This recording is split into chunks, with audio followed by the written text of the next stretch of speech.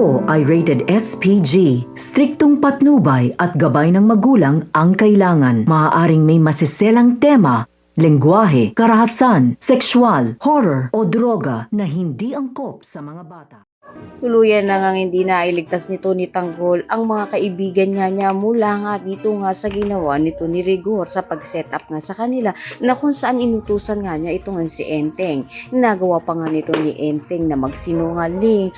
Kabila nga nang ginawa pa nito sa mga kaibigan niya, hindi niya pa rin ipinagtapat dito nga ang nangyari sa kanya kung bakit nga ba namatay na ito nga mga kaibigan nga nila.